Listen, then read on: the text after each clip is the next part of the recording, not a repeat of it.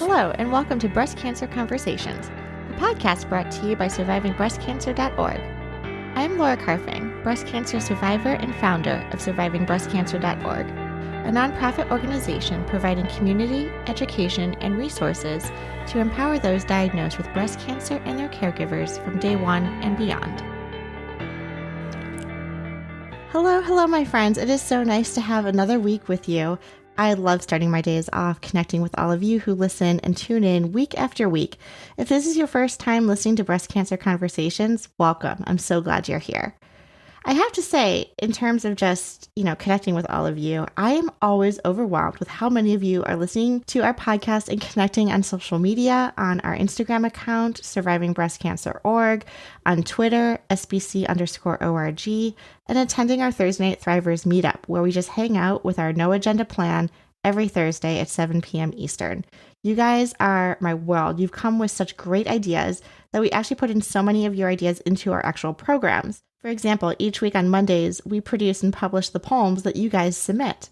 We also have started our Movement Monday workshops and classes, our writing series, poetry slams, and so much more. So again, it's because of you, our listeners, that we take your advice, your recommendations, and make them a reality. So I have to give you all the love in the world, and thank you again so much for being part of this SBC community. In today's episode, I am so pleased to be speaking with Lori and Lisa. Lori and Lisa share their own experiences of dealing with death, personal loss, and tragedy. They also share with us how they got into the death space as an arena, as a field in and of itself.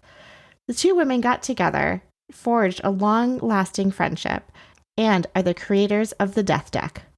What is the Death Deck? It's actually a card game. And who would have thought someone would make a game out of death? However, it is something that we don't talk about. We don't talk about freely. And it's also some tough conversations that we dread having. And in fact, most of us will probably avoid the conversations to the extent possible. In today's episode, Lisa and Lori share with us this wonderful game. We even play a few rounds, so get ready. Welcome to the conversation. Being in the end-of-life space was never on my radar. It was something that, I didn't talk about until it happened to me in my personal life, that it became something to where I realized, wait, how come we aren't talking about this? And I'll explain a little more, but basically about 13 years ago, my husband got a diagnosis for stage 4 pancreatic cancer. So, that was the first time someone in my family had something like that. And it was sudden, it was confusing, it was shocking. And it was something that, we were probably in a bit of denial about with that particular cancer. But he was young, and we went on, the theory that, he was a statistic of one and he could beat this. And we held hope. And it played its course out and got to a point where it was something that took his life a year after diagnosis. And it was there in hospice when he was in his last weeks of life that I met Lisa Pahl, who was the hospice social worker that came in to help us through. And through many conversations with Lisa about end of life and conversations and whatnot, I realized that I was very, very common in my journey that, we didn't talk about the things that we should have. We didn't sit down and have these conversations. We had paperwork, but we didn't have conversations.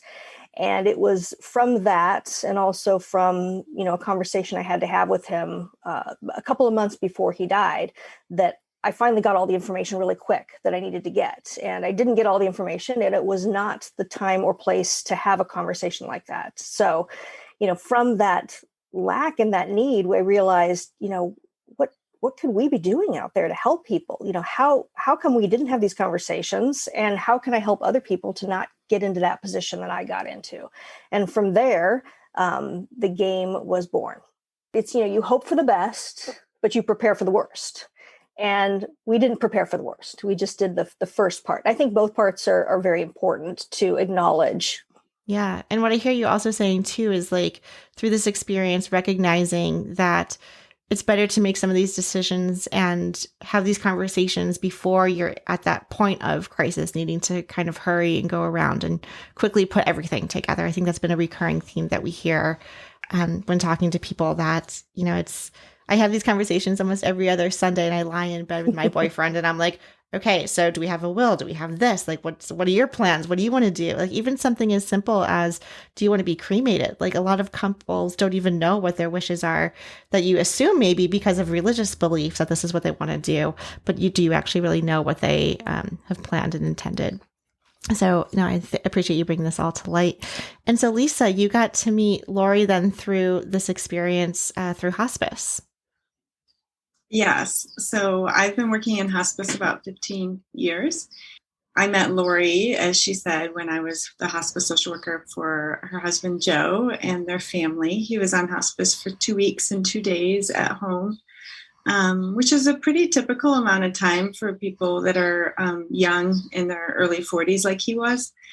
We typically don't see a lot of people come onto hospice very early when they're younger, although I always love when we do, because we have more time to really provide support and resources. I don't know if you've had people talk much about hospice with, on your every other Sunday webinars. Yeah, we have a little bit, but I think it's always beneficial to hear other people's perspective of, we've done some definitions about the difference between palliative care and hospice care, but I would love for you to go into, like you just mentioned, like sooner than later, right? Like the earlier that we can get involved with someone in the hospice center and social workers and nurses to really help make that transition easier. I'd love for you to share a little bit more about that in your role and how you help the families kind of through the next couple of months, weeks, or days, as it may be. When Joe came onto hospice, that was about 13 years ago, and palliative care was pretty much just the team who would see someone in the hospital when the prognosis was really, really poor. And, the doctors would say, can you have a conversation with this family about, if they want to become a do not resuscitate, if they want to come onto hospice. That was kind of what palliative care used to be. And now it's fortunately evolving to provide more outpatient resources. And so I really encourage anyone with a serious illness to look into palliative care, because it's this extra layer of support of social work. There's chaplains available, and they prioritize not only pain management, but also the emotional and spiritual and physical support of a patient and their family. So palliative care, you don't have to have a certain prognosis. You just need to be serious, have a serious illness. That's it. For hospice, it is based on a prognosis. So you need to have a terminal diagnosis, and then here in the United States, a prognosis of 6 months or less, which is no exact science, as I'm sure everyone knows. I mean, we have patients who have been on service with us for a couple of years because we don't know, we make our best guess on prognosis. But I love working in hospice. I think that the value that we can bring to patients and their families, I end up as the social worker providing more support to the family, because often the patient, some depending on how sick they are, but if they're just trying to manage their symptoms, then I'm spending a lot of time supporting the family.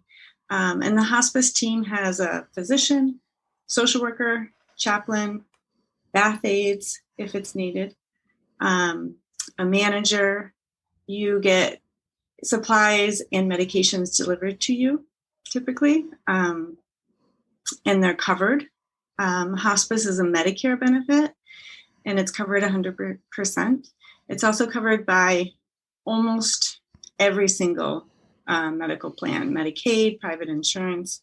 It's very well covered, just overall. So finances should never be a reason why people wouldn't have access to hospice here in the United States. And I am going to put you and Lori on the spot as well. And I don't know if this pertains to your situation directly, but some of the questions that we also get are, is there an interview process to select a hospice? I know some people might just choose one because it's either recommended by their doctors or logistically it's close by and that's the one option for them in their area.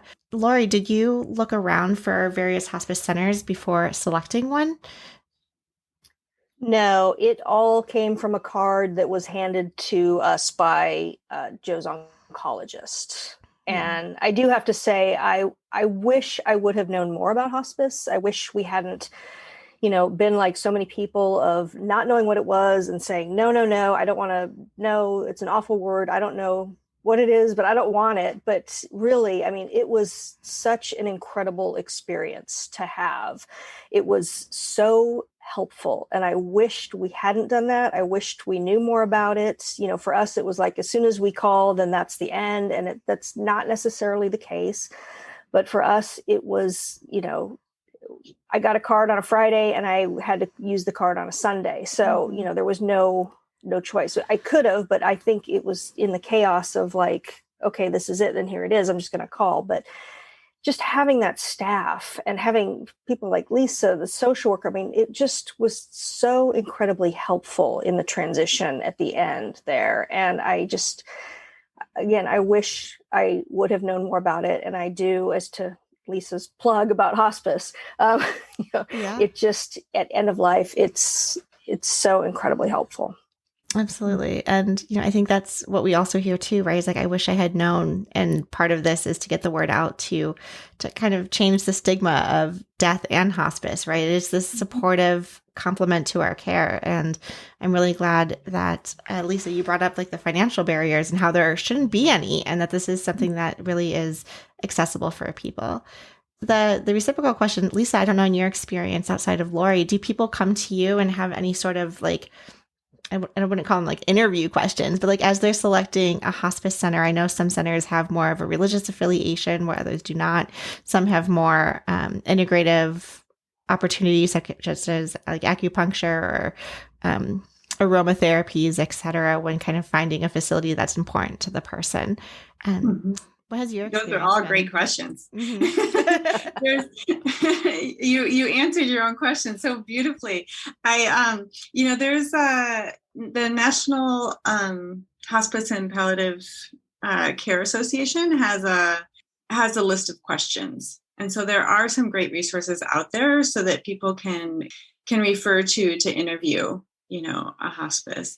I think, just like for caregivers, because hospices do not provide the caregiving, right? And so typically people will eventually need some sort of help, whether it's family members or someone paid.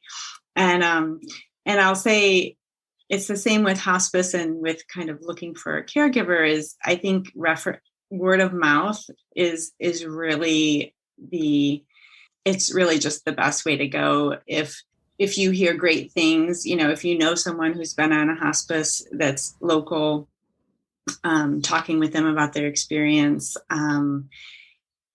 Again, you can ask all of the questions and interview different hospice agencies. But, a person who's been through it with an agency will kind of give you the real look at how things are. Tell me a little bit about this entrepreneurial mindset you guys had about, okay, we're going to create something, and how did you develop this game, and a little bit about its history.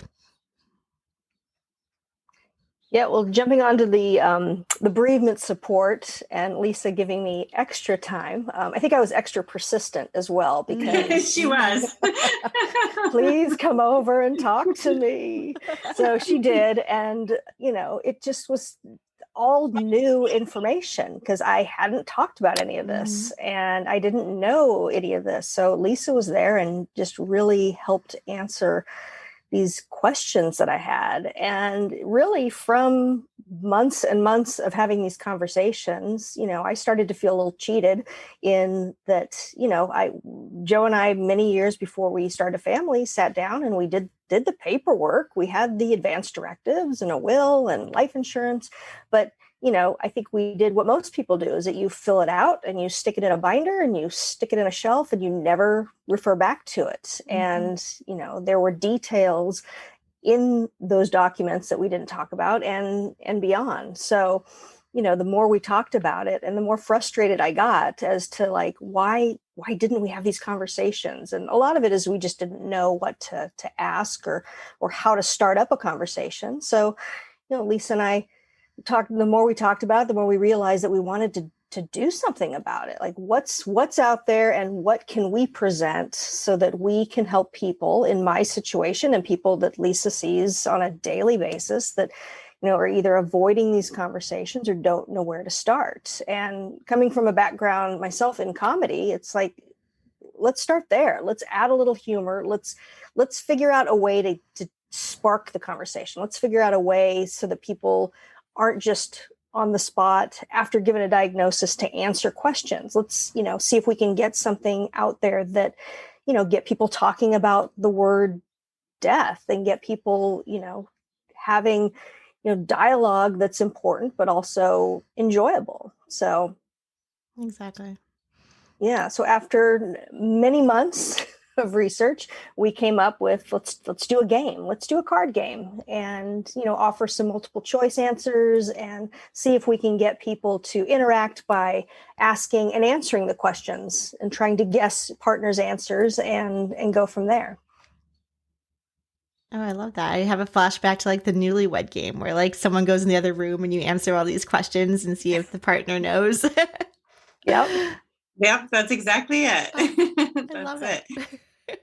Yeah, and we have 112 cards, so there's a lot of questions. We tried to create the deck that's kind of able to be used for every sort of situation, and so some are more applicable to different people and at different times. So Lori and I are always talking about stacking the deck. So like, looking through the deck beforehand, if you're going to host people to come over and pull out the questions you think that they would, that would be the best fit for that group, or questions that you want to know the answer for. Curating can kind of help the game go smoothly too, if you know your audience. And so speaking of, stacking the deck and knowing your audience, who is this mainly geared towards? We have quite a few people that work within the death space that buy the game to use with advanced care planning. Death doulas they buy a lot of our deck because they are looking for ways to start these conversations with community members and with clients. I use some of the questions with my hospice patients, but it needs to be the right person and it needs to be the right kind of setting where, symptoms are managed and people are open to these conversations, that sort of thing. We're really trying to have everybody have these conversations, because it's not just people who have a diagnosis that need to think about what they want to happen in their final days. Lori and I have no idea what tomorrow holds for either of us. And so we just believe in everyone should be prepared. I'm so excited. I think we should play a hand. Do you believe mediums communicate with the dead? That was too hard. Oh no, I was trying to start one. So the answers are A, yes, I've heard about or have experienced some amazing insights from a medium. B, not sure, but it's at least good for some entertainment value. Or C, no, they deliver nothing but fictitious news. I'm going to go with yes, A. I'm going with yes. B? I'm with Kathleen. I'm like almost an A, but with a little bit of B. Yeah. Like I haven't experienced it myself. Either have I, but I want to. I've heard really great things from people. So I just need to find the right one. And like you said, I think be emotionally prepared for what I find out. My sister thinks she's had quite a few experiences like that. Yeah. So I don't know if that convinces me, but I know she's sure.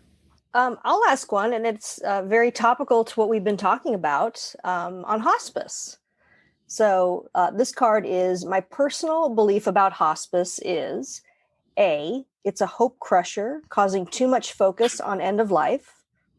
B, it's a blessing, allowing care and quality time at home. Or C, it's tough to beat the lazy river vibe of a morphine drip. So, personal belief about hospice: A, it's a hope crusher, causing too much focus on end of life. B, it's a blessing, allowing care and quality time at home. Or C, it's tough to beat the lazy river vibe of a morphine drip. So, put that up there. Well, I would go with B. Well, I know. I feel like now you all have to say, you can't say A after I just gave you my spiel, right? I know some people who would say C, probably. Yeah. Yeah. Yeah, I'm with B. B. Yeah. Yeah, B. And I like this card because originally I was an A, and I think it brings up good conversations about people like me in that position before hospice, of thinking that it's, it's something that you don't want. So I think this card is important for people to talk about, because it does bring up conversations of people who have had experience with it, and they can sort of see that, hey, this might be a good thing.